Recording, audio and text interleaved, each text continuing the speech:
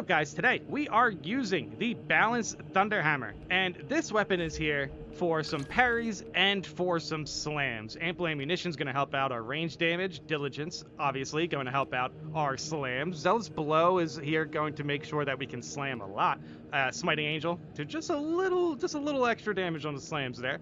Proven Efficiency to make sure the gun strikes are doing good. Active Attrition, Consecutive Execution, Armor Reinforcement. All of this is in an attempt to make sure that this build has sustainability along with its damage, because if I can continuously, use the slams, Unyielding Oath here is going to make sure that I can get some iframes. And then with the gun strikes, I'm going to get my armor back, and obviously buffing the gun strikes for some damage, buffing the slams for some damage. So we're looking to get a lot of gun strikes, a lot of slams, and all in an attempt to sustain ourselves.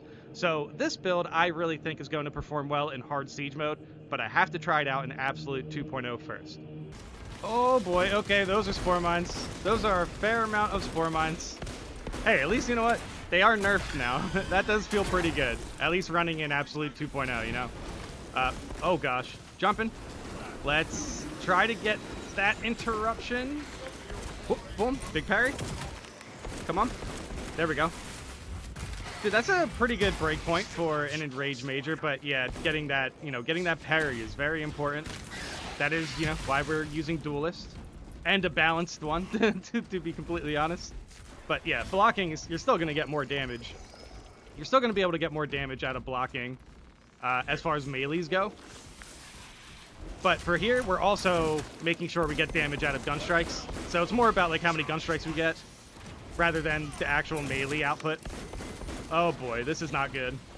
Man, I'm glad I picked up that stim. Something was calling my name about it. It was like, there's about to be a zone throw spawning behind you, man. Okay, there we go. Come on. Take him down, take him down. Hey, where is... Okay, where... Do I have a charge? Oh, no, I don't. I need... Wow, I need to play around the objectives. What am I doing?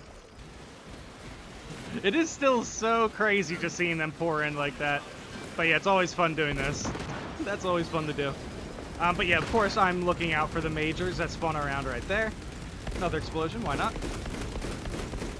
Heavy bolt pistol. It's also a very, very good weapon for, obviously Prestige 4. So honestly, the heavy bolt rifle, the heavy bolt pistol is just overall a very, very good weapon. Okay, let's drop the shock right there. Let's jump in. Big slam right there. Let's try to go for a charge attack. Uh-oh. Oh, nice. Actually had a little bit of hyper armor there. Where's the other majors? Oh, they're all like dead. Oh, wait, I was sitting in the shock. Oh, geez. Yep, that was definitely doing damage on my health bar. Okay, boom. Spore mines. Where did these come from? That's wild. Anything else? Anything else? Sheesh, dude. That was like record speed. Holy cow, dude. Also, it's pretty funny. This is the second time that me and my teammates all have like the same chapter, and I've never had the same chapter with any of my teammates before the Blood Angels chapter pack.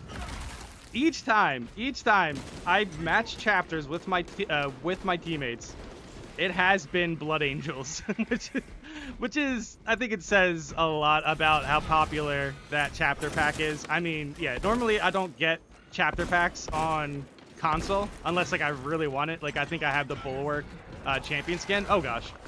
But yeah, for console, I definitely got the Blood Angels chapter pack because I had to, which I'm glad, because it's funny again how often you can match with your teammates.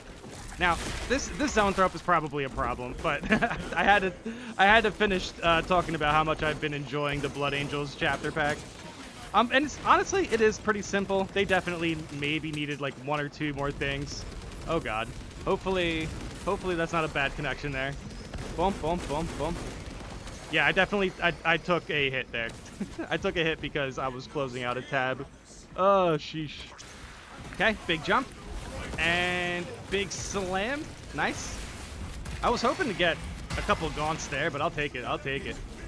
I definitely just, obviously, again, this build is meant to be able to take advantage of, range damage and melee as well. So So even this melee attack, that kind of just debuffs the enemy here. They take, what, like 15% more damage from all sources just because they got melee hitted. Melee hitted. But yeah, just one simple melee hit is all it takes for just a little bit of a debuff, which is really nice. This is a Hive Tyrant with a higher HP pool. Okay, let's go for a slam. Why not? Let's test it. Oh boy, yep, that's a higher HP pool. And honestly, having higher health on the Hive Tyrant really isn't that big of a deal. It can just really catch you off guard if you're not paying attention to like mobs. But yeah, also if you're just not good at fighting the Hive Tyrant, obviously it having more health is probably not the best. So yeah, overall, I would say if you're already comfortable with the Hive Tyrant, you're probably still performing pretty well against it for the most part. But yeah, see, these mobs can ruin runs 100%. That's why I threw the shock.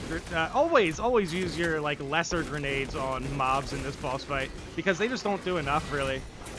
I think shock grenades are like okay against the Hive Tyrant, but he moves a lot, so it's like you really don't get like the full use out of it. But like here, maybe I would think about using it, but I'd rather just slam down, right? Big jump. I could have just, yeah, I could have interrupted that, by the way, which I should have done. I'll catch him next time. How about that? Oh, come on, dude, come on, please let me get a gun strike. I've been looking for one. That is like a source of my damage.